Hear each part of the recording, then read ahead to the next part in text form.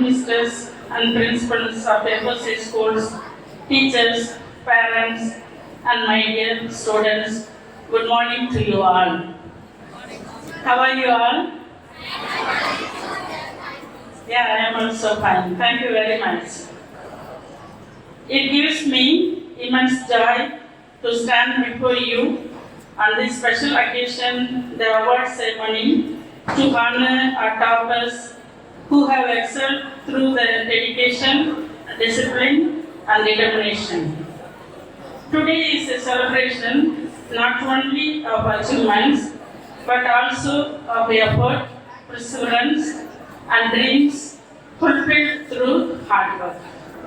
Dear students, congratulations to you all. You have proved that success is not a matter of chance but of choice. A choice to remain focused, to overcome challenges, and to give your best at every step. Your success today is a reminder that excellence is achieved when passion meets prestations. At the same time, behind every shining student stands a teacher whose patience, commitment, and constant encouragement have shaped their path. Dear teachers, your tireless dedication, your faith in every child's potential, and your selfless service are the true pillars of our school's success. We thank you wholeheartedly for being the guiding light in our students' lives.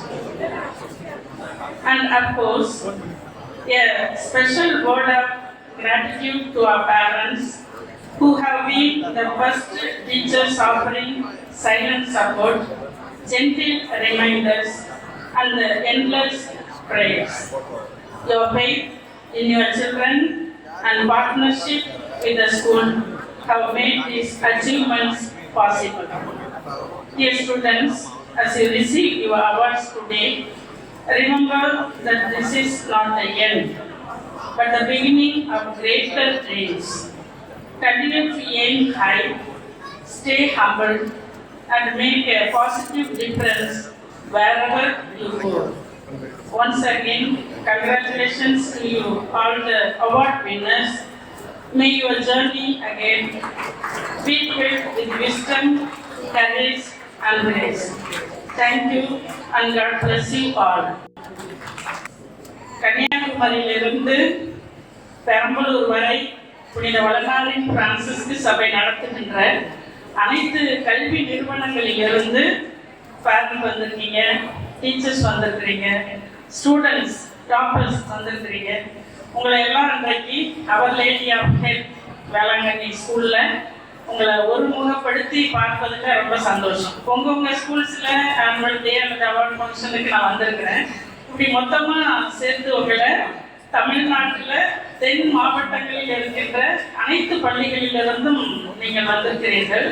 உங்களை சபை மகிழ்வோடு வரவேற்கிறது, பாராட்டுகிறது. பிள்ளைகளோடு parents நீங்கள் தொடர்ந்து நடந்து வர்றதை பார்க்குறப்ப ரொம்ப சந்தோஷமாக இருக்கு. வெறும் ஸ்டடீஸில் மட்டும் டாப்பர்ஸ் இங்கே வரல, கேம்ஸில், மற்ற கிளாஸ் ஆட்டிடியூடில், இப்படி பிள்ளைங்க யார் யாரெல்லாம் அந்தந்த கிளாஸில் டாப்பர்ஸாக இருக்காங்களோ அவங்களெல்லாம் ஒருமுகப்படுத்தி நம்ம இங்கே வந்திருக்கோம். இதில் பிள்ளைகளோட என்னதான் நம்ம ஆங்கிலத்தில் பேசினாலும் நம்ம தமிழ் மொழியில் பேசும்போது அதனுடைய ஆழம் அதிகம், அந்த பிணைப்பு அதிகம். அதனால் உங்களோடு இந்த நேரத்திலே நான் பேசுவதற்கு ஆசைப்படுகிறேன். பிள்ளைகளுடைய முயற்சியின் அடிப்படையில் இந்த அவார்ட் ஃபங்க்ஷன் நடக்குது. எங்கள் சபையை பற்றி உங்களுக்கு ஏற்கனவே சொல்லிட்டாங்க, அதனால நான் அதை பற்றிலாம் பேச விரும்பலை. ஆனால் பிள்ளைகள் டாப்பர்ஸாக வர்றாங்க அப்படின்னா 2 வகை ஸ்டூடெண்ட்ஸ் நம்ம இருக்கிறத பார்க்கணும். ஒரு சின்ன ஸ்டோரி உங்களுக்கு சொல்கிறேன், அப்போ எந்த அளவுக்கு அச்சீவ்மெண்ட்ஸில் நம்ம இருக்கணும் அப்படிங்கிறது. ஒரு அரசன் ஒரு போட்டியை அறிவிக்கிறான் ஊரில். என்ன சொல்கிறான் அப்படின்னு சொன்னால், அந்த கோட்டையினுடைய பெரிய கதவை யார் தனது கையால் திறக்கிறார்களோ அவர்களுக்கு இந்த எனது அரசில் பாதியை எழுதி தருவேன் அப்படி ஒருவேளை போட்டியில தோத்துட்டீங்க அப்படின்னு சொன்னா உங்களுடைய கைகள் வெட்டப்படும் அப்படின்னு சொல்லி ஒரு அறிவிப்பை விடுறான். யாராவது போவாங்களா? பிரைஸ் கிடைக்கலனாலும் பரவாயில்ல, அரசுல பாதி கிடைக்கலனாலும் பரவாயில்ல, நம்ம கை என்ன செஞ்சிடக்கூடாது, போயிடக்கூடாது. அது ரொம்ப கனமான கதவா இருக்கு, இரும்பு கதவா இருக்கு, பார்க்கவே பிரம்மாண்டமா இருக்கு. நம்ம அதை என்ன செய்யக்கூடாது, இந்த போட்டியில தேவையில்லாம கலந்துக்கூடாதுன்னு ஊர்ல உள்ள யாருமே கலந்துக்கல.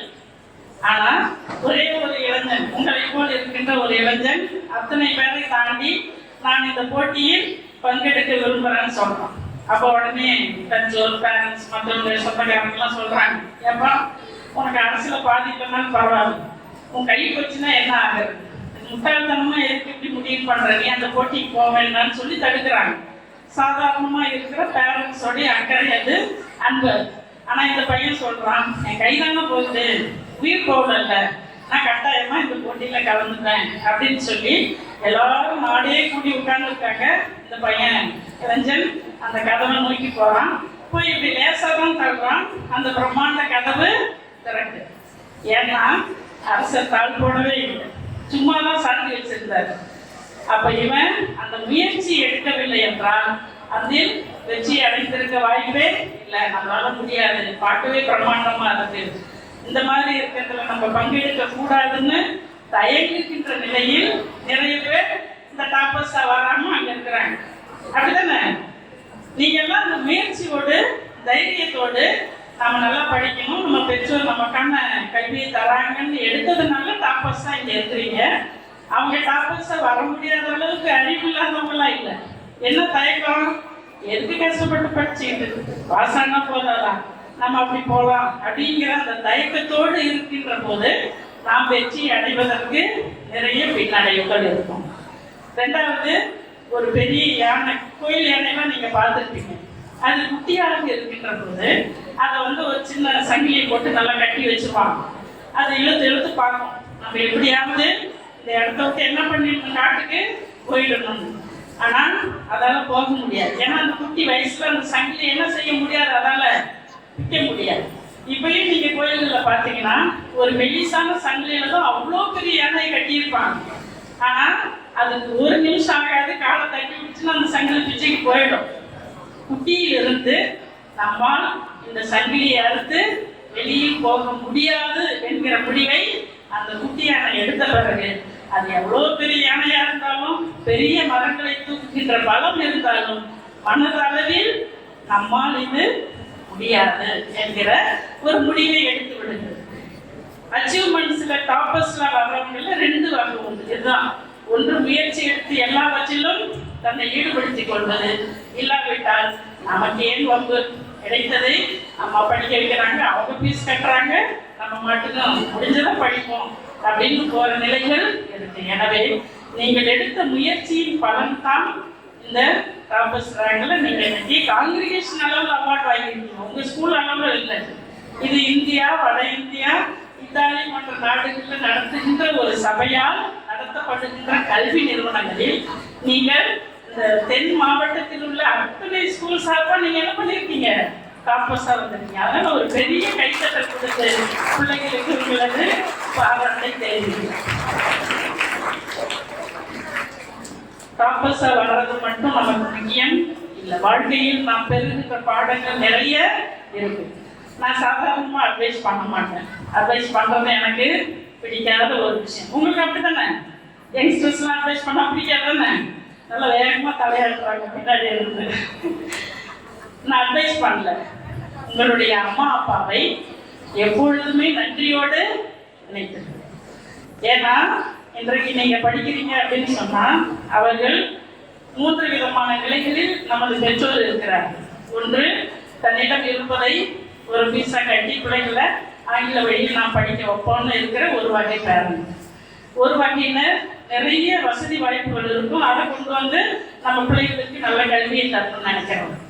ஒரு சிலர் வேலைகளுக்கு சென்று தனது உழைப்பால் கிடைக்கின்ற வருமானத்தை பிள்ளைகளுக்கு கல்வி கட்டணம் பீஸா கட்டிட்டு அவங்க சாப்பிட்றதை குறைச்சி, அவங்களுடைய வசதி வாய்ப்புகளை குறைச்சி தனது பிள்ளைகளுக்கு நல்ல கல்வி அறிவை தர வேண்டும் என்று செய்கின்ற பெற்றோர்கள் ஒரு வகையினர். எந்த வகையான பெற்றோராக இருந்தாலும் அவர்கள் தோள் மீது நீங்கள் பிள்ளைகளாக ஏறி நின்று கொண்டு இருக்கிறீர்கள். அவங்க ஒரு நாள் உங்களுக்கு சொன்னதில்லை, எனக்கு நீ சுமையா இருக்கிற, உன்னை நான் சுமந்துக்கிட்டு இருக்கிறேன் அப்படிங்கிற வார்த்தையை நமது பெற்றோர் நம்மிடம் சொன்னதே இல்லை. அதனால் நீங்கள் முதலில் நன்றி உள்ளவர்களாக இருக்க வேண்டியவர்கள் உங்களது பெற்றோர், தாய் தந்தையர். அவர்களை நீங்கள் மதிக்க வேண்டும். ரெண்டாவது, உங்க டீச்சர்ஸை நீங்க மதிக்க வேண்டும். அது ரொம்ப ரொம்ப முக்கியம். 5 சப்ஜெக்ட் இருக்கு உங்களுக்கு, +2 வரைக்கும் ஏறக்குறைய அப்படிதான் வரும். தமிழ் டீச்சர் வந்து நல்ல இன்ட்ரெஸ்டா நமக்கு புரியும் அந்த பாடம். தமிழ் பீரியட்னாவே நம்ம ஜாலியா இருக்கும். அடுத்து இங்கிலீஷ் போனா, ஐயோ இந்த டீச்சர் எதுக்குதான் மிஸ் வராங்கன்னு தெரியல, பாதி புரியுது பாதி புரியல, வந்து எனக்கும் சட்டப்பட்டான்னு சொல்லிட்டு போறாங்க அப்படின்னு ஒரு கமெண்ட் அந்த ஸ்டூடெண்ட்ஸ் லைஃப்ல நமக்கு வரும். ஏன்னா நானும் ஸ்டூடெண்ட் தான் இதில் வந்திருக்கேன். அடுத்து மேக்ஸ் மிஸ் வருவாங்க. வரும்போதே எப்படி வருவாங்க மேக்ஸ் மிஸ்? ரொம்ப சீரியஸா வருவாங்க இல்ல? நான் 10th படிக்கும்போது ஒவ்வொரு பீரியட், அந்த மேக்ஸ் பீரியட் வரும்போது ஃபார்முலா சொல்லணும். ஒரு 3 minutes 5 minutes வந்து எல்லா ஃபார்முலாவும் என்ன பண்ணிக்கிட்டே வரணும், எல்லாரும் சேர்ந்து சொல்லணும், கிளாஸில் சேர்ந்து சொல்லணும். அப்படி டெய்லி சொல்லி சொல்லி ஃபார்முலா நமக்கு நல்ல மனப்பாடம் ஆயிடுச்சு. ஒரு நாள் மிஸ் ஒரு ட்விஸ்ட் பண்ணாங்க. என்ன பண்ணிட்டாங்கன்னா, எல்லாரும் உட்காரு, நான் கேட்குற ஃபார்முலாவை கேட்குறவங்க சொல்லுன்னாங்க. முதல் நாள் யாரு? நான். A+B² அதுக்காக எழுந்து சொல்லுன்னாங்க. எனக்கு நல்லா தெரியும் ஃபார்முலா. எழுந்து பயத்தில் ஒன்றுமே சொல்ல வரல. 2 செகண்ட் தான். மிஸ்ஸுக்கு பொறுமை இல்லை. மேக்ஸ் மிஸ்ஸுக்கு சாதாரணமாக பொறுமை இருக்காது. என்ன பண்ணிட்டாங்க, get out from the class. எனக்கு பாப்பா நல்லா தெரியும், ஆனால் சொல்ல வர்றதுக்குள்ள அவங்களுக்கு பொறுமை இல்லாம get out from the class. அந்த பீரியடுக்குள்ள வெளியில நின்று சொல்லல, நல்ல பாப்பா தெரியும். அதனாலேயே மேக்ஸ் படிச்சு மேக்ஸ்ல எம்ஆர்ட் வரைக்கும் முடிச்சிருக்கிறோம்னா பார்த்துக்கோங்க. அப்போ நமக்கு ஆசிரியர்கள் கண்டிப்பானவர்களாக இருந்தாலும் நமக்கு அதிலிருந்து இன்னும் படிக்க வேண்டும் என்கிற ஆர்வம் தான் வரணும். நான் சயின்ஸ் ஹிஸ்டரி போகல, ஏன்னா சயின்ஸ் மிஸ் கெமிஸ்ட்ரி பிசிக்ஸ் பயாலஜின்னு அவங்களே ஒரு குழம்பி இருக்கிறாங்க. அப்படி வருவாங்க இல்ல? ஹிஸ்டரி மிஸ் சொல்லவே வேணாம், எப்பயோ நடந்த சண்டையை நம்மகிட்ட வந்து சொல்லிட்டு இருப்பாங்க. அப்படி இந்த சப்ஜெக்ட்ல எல்லாம் நீங்க படிச்சு பாஸ் ஆகி டாப்பராக நீங்க வரணும் அப்படின்னு சொன்னா ஒரு பெரிய சேலஞ்ச் தான். அதை நீங்க நல்லா செய்வீங்க. அதனால உங்களுக்கு என்னுடைய வாழ்த்துக்கள். உங்களை இப்படி கைட் பண்ற ஆசிரியர்களை நீங்கள் 2வது பெற்றோராக என்ன செய்யணும்? மதிக்கணும். உங்களை நீங்கள் நிலை நிறுத்தி கொள்ள வேண்டும். அதுதான் நீங்க செய்யற மிக சிறந்த ஒரு செயலாக இருக்கும். வெறும் படிப்புக்காக மட்டும் இந்த கிறிஸ்துவ கல்வி நிறுவனங்களில் உங்கள் பெற்றோர் கொண்டு வந்து சேர்ப்பதில்லை. அதை தாண்டி என்ன வேணும்? எஜுகேஷனை தாண்டி என்ன எதிர்பார்க்குறாங்க உங்க பேரண்ட்? உங்கள்கிட்ட டிசிப்ளின் எதிர்பார்க்குறாங்க, அந்த மனித நேய பண்புகளை எதிர்பார்க்குறாங்க. அதனால நீங்க அதை பெற்றோரை, ஆசிரியர்களை, கடவுளை நீங்கள் மதித்தால் இது எல்லாம் தானா உங்க வாழ்க்கையில இந்த டாப்பர்ஸ் இல்லை, இன்னும் டாப்பர் நீங்க என்ன பண்ணலாம்? எல்லா விதத்திலும் வளர்ந்து கொண்டு செல்லலாம். நிறைய பெற்றோர்களுக்கு வந்திருக்கிறீர்கள். உங்களது கடின உழைப்பு, நீங்கள் உங்கள் பிள்ளைகளை நோக்கி செய்கின்ற செயல்பாடுகள் அனைத்தும் எங்களுக்கு புரிகிறது. இந்த நேரத்தில் உங்களிடம் நிர்வாகத்தின் சார்பாக ஒரு சின்ன வேண்டுதலை நான் வைக்கிறேன். நீங்கள் பிள்ளைகளுக்கு என்று எத்தனை ஏக்கர் நிலம் வச்சிருக்கீங்க, எத்தனை வீடு கட்டி வச்சிருக்கீங்க, கல்யாணத்தப்ப எவ்வளவு நகை போடுவீங்க, இதையெல்லாம் தாண்டி பிள்ளைகளோடு உங்கள் நேரத்தை ஸ்பெண்ட் பண்ணுங்க. அவர்களோடு பேசுங்கள். அவர்கள் சாப்பிடுகின்ற போது அவர்கள் என்ன செய்கிறார்கள், எப்படி சாப்பிடுகிறார்கள் என்பதை கவனியும். வேலை வேலை என்று அலைஞ்சி ஓடி பிடிச்சி எல்லாத்தையும் சம்பாதிச்சுட்டு என்னத்தை கையில் எடுத்துட்டு போறோம்? ஒண்ணுமே இல்லை. அந்தந்த நேரத்தை நீங்கள் உங்கள் குடும்பத்தோடு செலவு பண்ணுங்க. உங்கள் கணவரோடு, உங்கள் பிள்ளைகளோடு, உங்களோடு சேர்ந்து நீங்கள் ஒரு குடும்பமாக ஒரு நாளைக்கு ஒரு வேலையாவது நீங்கள் சேர்ந்து உணவை ஒரு அருந்துங்க. ஸ்கூலுக்கு அனுப்பிட்டோம், அவங்க என்ன பண்றாங்க நமக்கு தெரியாது. டீச்சர் வேலை, ஹெச்எம்ஸ் வேலை, படிக்க வைக்கிறது நம்ம வேலை, டிசிப்ளின் சொல்லித்தாங்க. ஆனால் அதை தாண்டி பிள்ளைகள் உங்களோடு உறவாக இருக்க வேண்டும் என்றால் நீங்கள் அவர்களோடு உங்கள் நேரத்தை கொடுங்க. உங்கள் அன்பை கொடுங்க. அதுதான் இன்னைக்கு அவங்களுக்கு தேவை. நீங்க பாத்தீங்கன்னா இப்ப படிச்சு இன்னமும் வர காலங்கள்ல அவங்க எல்லாம் சம்பாதிக்க ஆரம்பிச்சாங்கன்னா நீங்க வச்சிருக்க நகை, சொத்து, வீடு எதுவும் அவங்களுக்கு தேவைப்படாது. அவங்க போய் வேற இடத்துல இருப்பாங்க, புதுலூர்ல இருக்க போறாங்க இல்ல. அப்ப நீங்கள் தந்த இந்த அன்பை, இந்த நேரத்தை அவர்கள் என்றுமே மறக்க மாட்டார்கள். உங்களோடு அவர்கள் எப்பொழுதும் இருப்பதற்கு நீங்கள் இந்த இளம் வயதில் உங்கள் பிள்ளைகளுக்கு காட்டுகின்ற அன்பும் அக்கறையும் பாசமும் தான் அவர்கள் வாழ்வை நிலைநிறுத்தும். பின்னாடி உங்களோட பென்ஷன் மட்டும் இல்லாம யாரும் சேர்ந்திருப்பாங்க, பிள்ளைகளும் சேர்ந்திருப்பாங்க. அதனால நீங்கள் உங்கள் பிள்ளைகளுக்கு வேலை பணம் சம்பாதிக்கிறது அவங்களுக்கு கட்டுறது அவ்வளவு மீதியெல்லாம் அவங்க அம்மா பார்த்துப்பாங்கன்னு அப்பா ரொம்ப கௌரவமா சொல்லுவார். எனக்கு அதுக்கெல்லாம் சம்மந்தம், அவன் என்ன படிக்கிறான்னு கூட தெரியாது, என் மனைவி தான் எல்லாத்தையும் பார்த்துக்கிறான் அப்படின்னு போய் சொல்லுவாங்க. நான் சரியா படிக்கல, என் வீட்டுக்காரர் என் பிள்ளைங்க படிக்கிறதெல்லாம் பார்த்துப்பாரு, அதெல்லாம் ஓகே தான். ஆனா அம்மாவின் அன்பு, அப்பாவின் அரவணைப்பு ஒரு குழந்தைக்கு முழுதாக கிடைக்கிறது என்றால் அவன் மிக சிறந்த ஒரு மனிதனாக வளர்ந்து வருவதற்கு நிறைய வாய்ப்புகள்.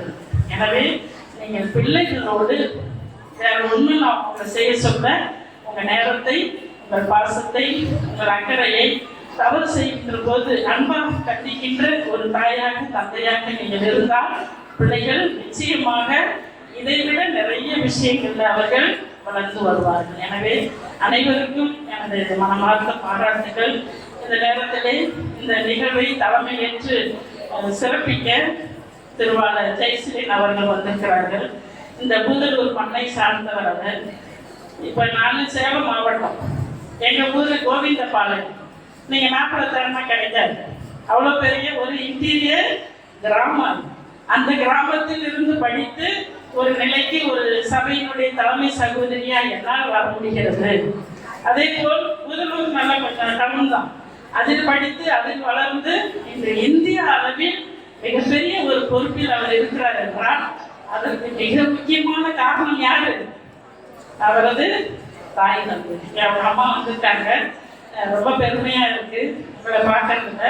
அவர் இன்று வளர்ந்து ஒரு பெரிய நிலையில் இருப்பதற்கு உங்கள் தியாகம், உங்கள் அன்பு, நீங்கள் காட்டிய அந்த அக்கறை தான் அவரை வளர்ச்சி அடை செய்யும். எனவே அவரின் அம்மாவை இந்த நேரத்திலே சபை கௌரவிக்க விரும்புகிறது. சாரும் அம்மாவும் ஸ்டேஜுக்கு வாங்க, கடவுளை எழுப்பி அவரை பாராட்ட நாம் அழைக்கிறோம். அம்மா மேடைக்கு வாங்க, அண்ணா கூட்டிட்டு வாங்க.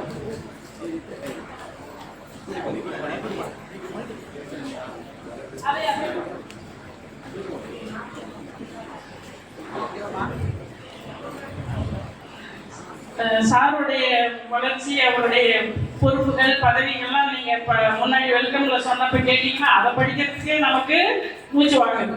அவர் அவ்வளவு தூரம் தன்னை வளர்ந்து தனது அம்மாவின் உழைப்பில் அவருக்கு கிடைத்த அந்த அவங்க அன்னைக்கு படிக்க வைக்கலன்னா இன்னைக்கு அதை செய்ய முடியாது அவரால். எனவே இந்த நேரத்திலே தாயை மனமாற வாழ்த்துகிறோம், பாராட்டுகிறோம். அவங்க அண்ணனும் வாங்க.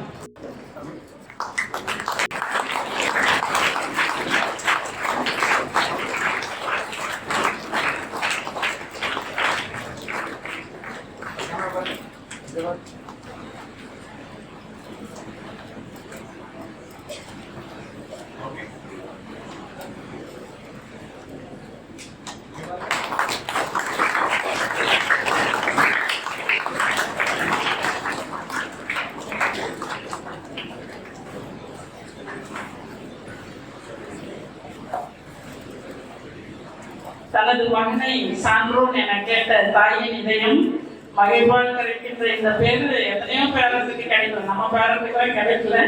அதனால அம்மாவை பார்த்த உடனே எனக்கு அது டக்குனு ஞாபகம். சரி, அவர்களை கூப்பிட்டு கௌரவிப்பதால் அனைத்து பெற்றோரும் கௌரவிக்கப்படுகிறோம் என்ற ஒரு உணர்வு நமக்கு ஏற்படுகிறது. நல்லா இருங்க, சந்தோஷமா இருங்க, அதுதான் வாழ்க்கை. எத்தனை வருஷம் நம்ம உயிரோட இருக்கோம் தெரியுமா? யாருக்காவது தெரியாது.